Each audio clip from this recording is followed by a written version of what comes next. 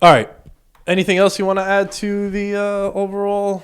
No, we got 6 matchups. We got to get going. Let's get going. Okay, so we're going to go in order from the first game to the last game. So, the Bills of Buffalo against the Colts. What a name. Bills of Buffalo. Yeah. They will have fans. Yeah. A certain governor that not many people like these days approved of this. Well, you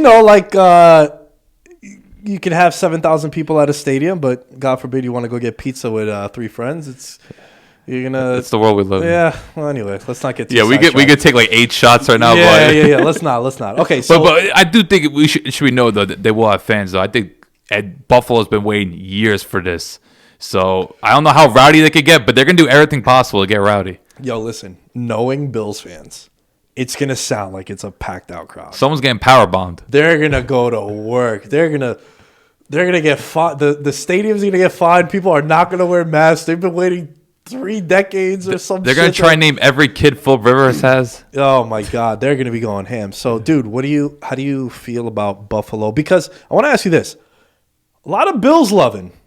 Deservedly so. They are one Hail Mary away from a 10-game winning streak. Man, dude, crazy how that's a kind of play, bro, that derails your season if you're on the receiving end of that. Because it's so demoralizing. Hell yeah, bro. You just had the game at hand on the road and a tough, hard battle against a team that you were going back and forth with, and you kind of were both in a similar situation. Right. And then to have that, and you just come out guns blazing, Josh Allen just slinging cock all over the field, going off. Yeah, no, that one kind of, I'm fired up for this episode. Okay. We're getting wild.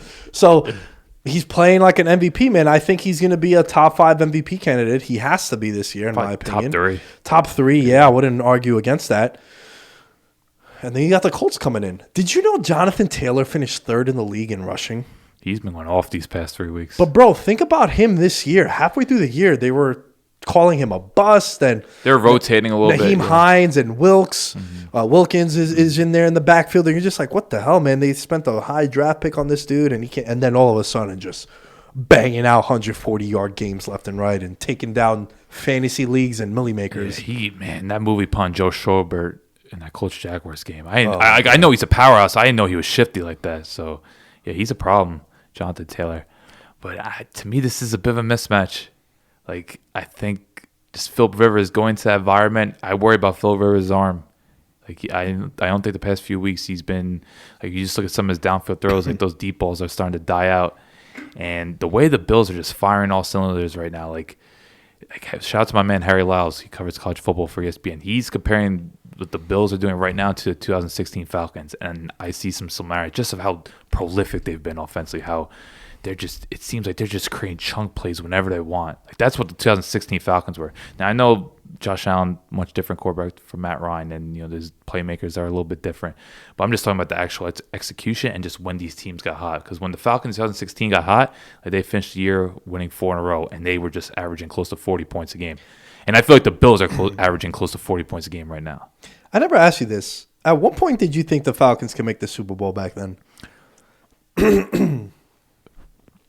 Probably when they beat Seattle, because I was really worried. I thought if they played Dallas, that Dallas team, I thought they would lose just because of Dallas's running game. I thought that Dallas could control the clock and impose their will with the offensive line. So I probably didn't start believing until they beat Seattle in the playoffs. Just because I was so worried about it. Because Lions defense was not good that year. It was just their offense was producing at a historical rate. That's interesting because I remember when the Giants were in the Super Bowl for 2011. And they beat Green Bay. I remember saying, if the Niners could beat the Saints, I'm going to the Super Bowl. Well, Niners won the day before. Right. Yeah. I'm saying, though, like... Also, going into that game, you're thinking... Yeah, like going into that weekend, I'm like, we can't go to the Superdome. No. We're going to get... That year, they beat them by... Monday night. They beat them by, like... It was illegal. Yeah. Victor Cruz had, like, almost 200 yards receiving. But a lot of them, like, 180 of them were when it was, like, 33-0. It was crazy. But I just remember saying... So I don't think I've ever asked you that, but... No, I'm someone that doesn't get over, but like when you destroy Seattle and that was like the end of the Legion of Boom era, it's like, okay, this is for real, I guess. Yeah. But so the similarities that I would see is Josh Allen, Matt Ryan that year really spreading the ball out to many, many different guys. So is that what you mean when you say that? I know. I just think of how dominant the offense has looked. And how again they're just producing these 34 yards plays, and you're seeing different. I guess you could say different playmakers emerge, like you see with Buffalo, Isaiah McKenzie and Gabriel Davis. You maybe compare it to Aldrick Robinson and Taylor Gabriel. I'm not sure. Like Buffalo doesn't really have a Mohamed Sanu, but then again, the Falcons don't have a John Brown or maybe Cole Beasley. Okay, he's much shorter than Mohamed Sanu, but they could be like the slot receivers. But the fact that they're getting John Brown back in, who looked he roasted Byron Jones coming straight off the IR. Like he put a double move on, man. Byron Jones doesn't get beat like that. And let's not forget last year when they got John Brown and Josh Allen had some monster games together. And he's down to number 2. Yeah. So I just think they have so many weapons, and we know the Colts are known for playing heavy zone. It's just, man, you figure with their system with Brian Daboll and just what Josh Cole Beasley might have 19 catches this weekend. I think Diggs might. Diggs too. Yeah, I just think there's going to be a lot of openings there. And even though I think the Colts have a decent pass rush, and obviously you have guys like Kenny Moore and Darius Leonard, like they have players back there. I just think the way they play, and just I don't know, like who's stopping the Bills right now from doing what they want? Like that offense, other than Kansas City, I think it's the most terrifying unit in the league right now. Yeah, it's hard to disagree with that. It's you're right. I got a nice little tidbit here from shouts to our guys from Full Slate Pod, the betting pod. I've had Cody on here a couple of times. Phillip Rivers 1-5 in games where the temperature is freezing or colder at kickoff. Weather for Saturday 28 degrees. He's 0-3 in the playoffs. Dome team coming out. Yeah.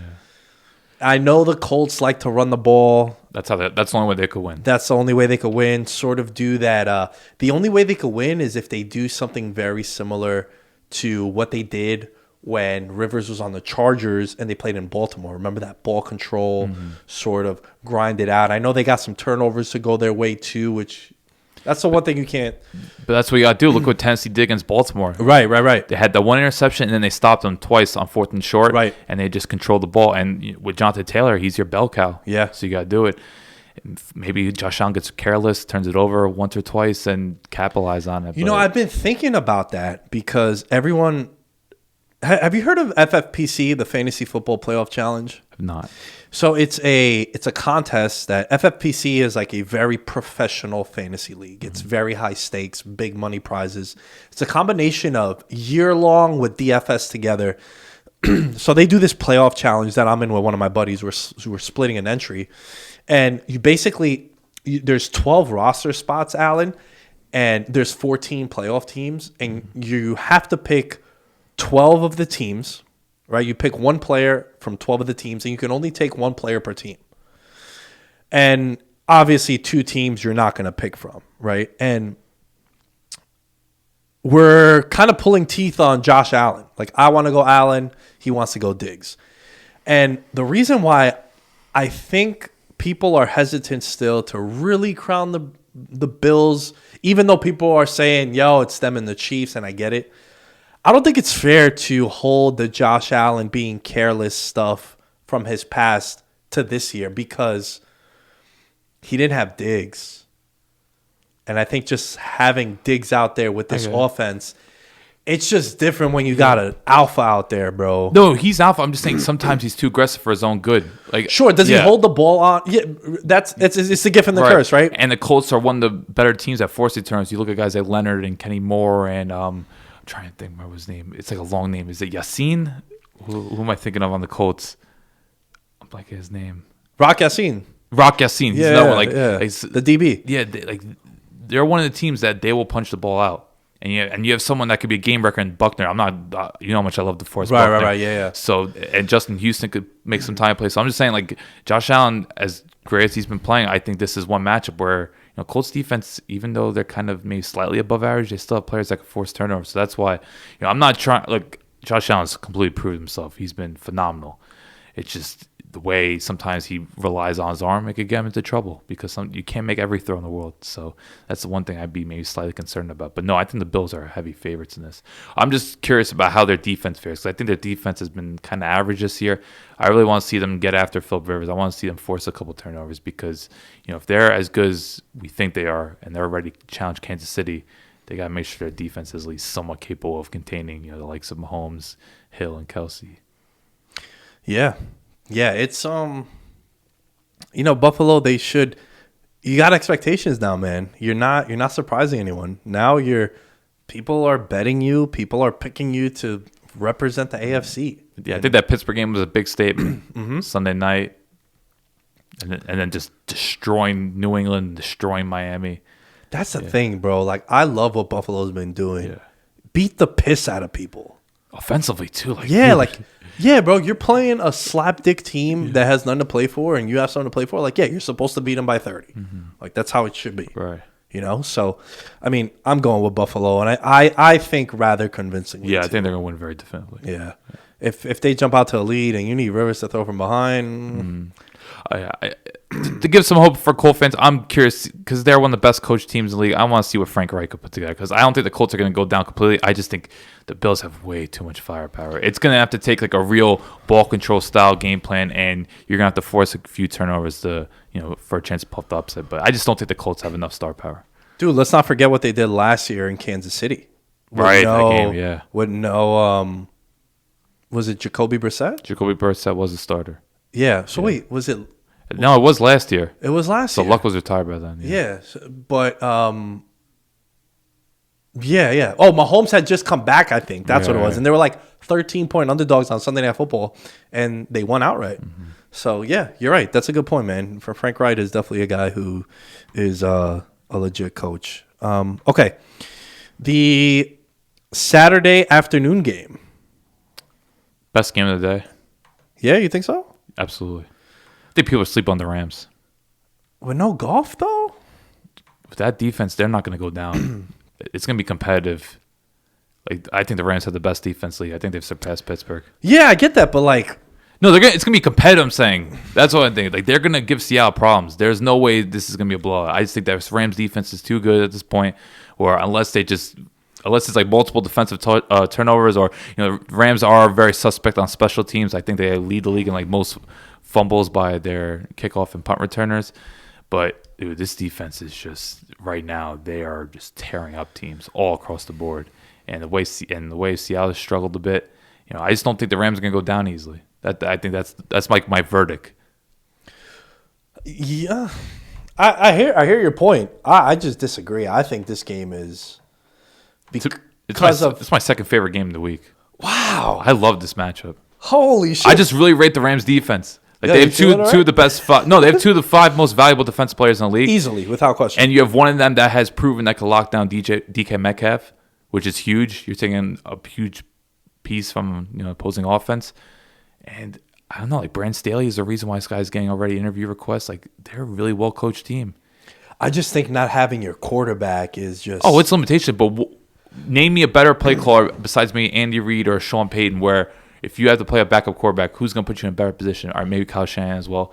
But like Sean McVay is going to, you saw against Arizona, he put Wofford in positions where, we're not asking too much from him. Just don't turn the ball over, and we'll try to make it work through bootlegs and a couple of read options.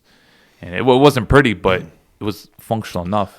Look, again, that's a very compelling point. He's in a situation where he's going to be protected by the system, and they're not going to put him in spots where he can't succeed, or they're not going to put him in spots that's going to hinder them offensively. Might be getting Whitworth back.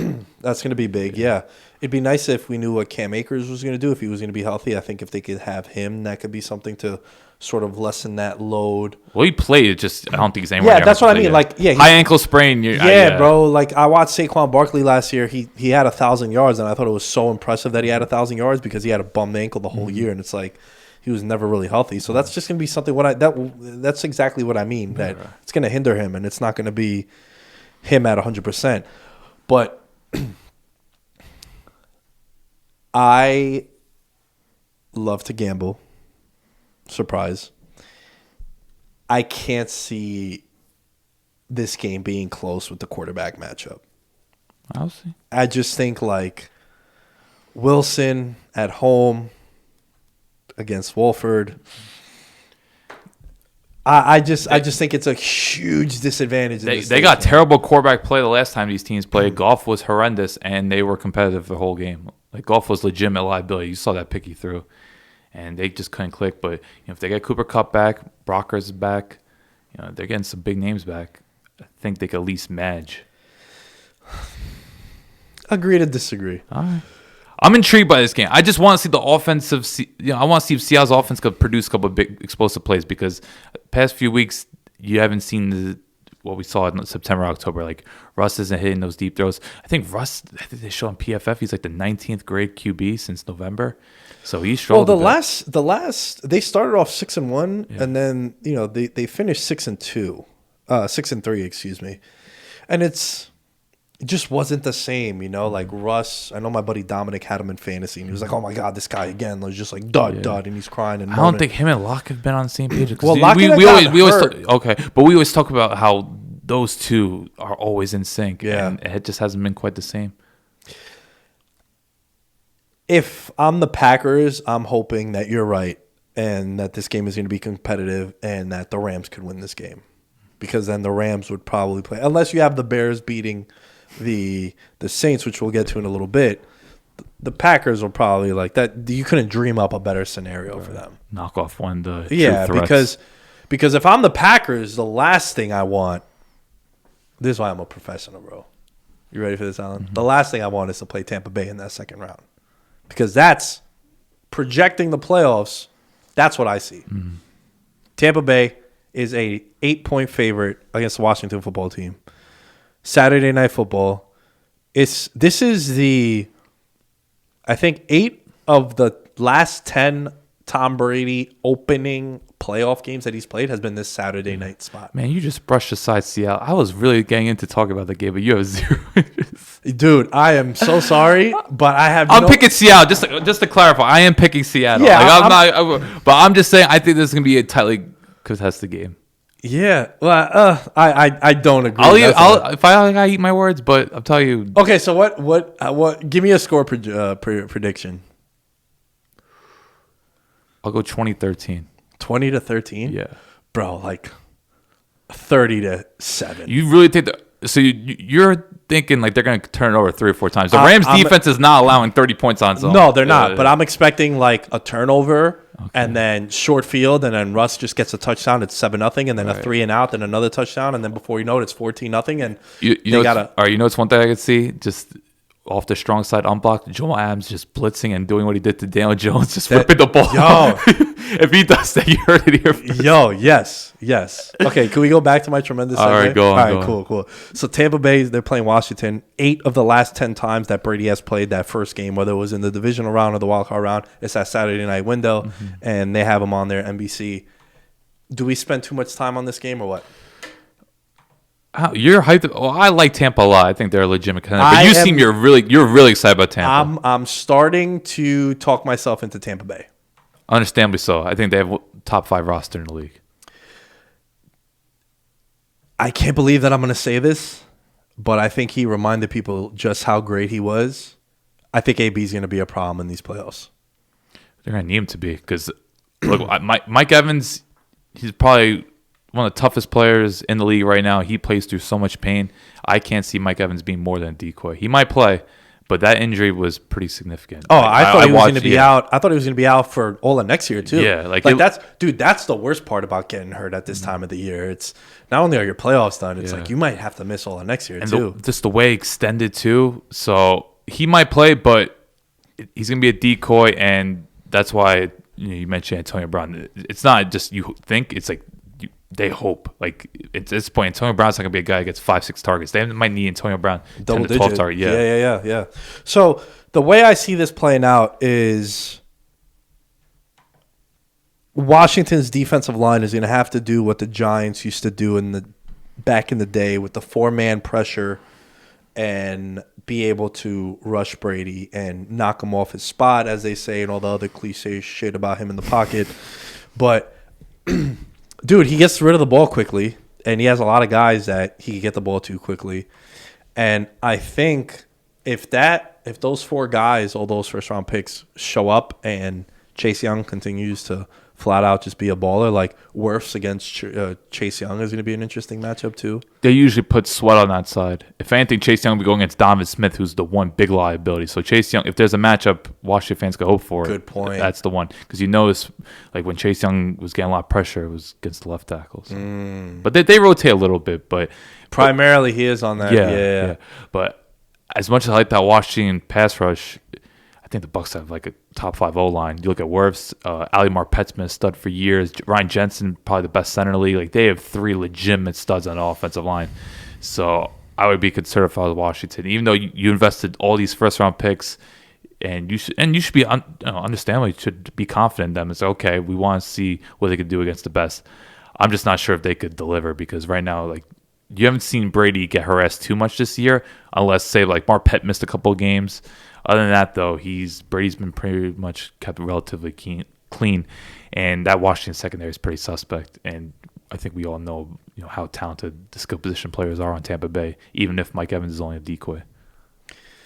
You think JPP's gonna be fired up to stick it to Washington for the Giants? Come on, sure, why not? 7 years he's been with us, man. To be fair, JPP hasn't been the playoffs in a long time, and we should probably talk about that. Guys like Levante David and Mike Evans, they've been waiting a long time for those lifers that have been on Tampa Bay this whole time. I feel bad Gerald McCoy's not there because he worked a lot for that too. But But you're talking about David and Evans, these are like the cornerstones of the franchise. They had to put up with so much in Tampa Bay, and now they're finally here. And it's unfortunate Evans, who knows what his status is, but a guy like Levante David plays a position that's not really popular anymore. You got to be a real stud to get like recognition as a 3-down linebacker. You got to be like a Kuechly or a Bobby Wagner to get that true recognition. But I do hope Levante David gets it because he's been a baller for years.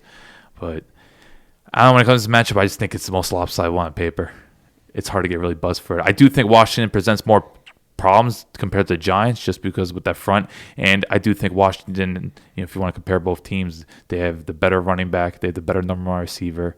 And you're talking about the Giants and Washington right now? Yeah, like you would take Gibson over, Saquon's the healthy. Right, no, yeah, absolutely. And you take McLaurin over their receivers. Yeah. So, I do think McLaurin could close. I'd take Logan Thomas over Evan Ingram right now, too. Oh, man, I love it. I still love it. Logan Thomas, though, can we give him some props? That catch. That's the only highlight from that game on Sunday night. What about being a practice squad quarterback and being a very – I think – do you play with tight ends in your league? Yeah. Fantasy? Yeah. Yeah, you're still immature. That's why. But like, no, it's a standard protocol. No, bro. Respect tight ends, man. I respect tight ends. Was he a starter in your league? By like late October? Because dude, tight end position, I think it was as dire as it gets this year. Yeah, no kidding. That's why you play with no tight ends. Look, it's the challenge. You got to embrace the challenge. Either that or you draft Kelsey early. Draft Kelsey and Waller, and you just Kittle, don't worry about everything else. No, I hear you, but like, Logan Thomas, dude, from being a practice squad quarterback and a college quarterback to being a very capable tight end, absolutely hats off to him. And J.D. McKissick as well. He started out in the Falcons practice squad as a receiver, and now he's like a really dangerous third down running back. How do you see this game going, Tampa Bay? I think Tampa Bay will have it wrapped up by the third quarter. I'm just curious about what Ron Rivera is going to do because you're hearing rumblings that they're going to rotate between Smith and Heineke, which I don't know if Alex Smith should be playing right now because one of the things that made Alex Smith a functional quarterback, something that made him stand out from others, is his movement. And he can't move right now. Can't move, yeah. And you're telling me he's going against that Tampa pass rush? Even if Barrettson's played, they still have the likes of Sue, JPP, and Todd Bowles is going to bring that blitz. So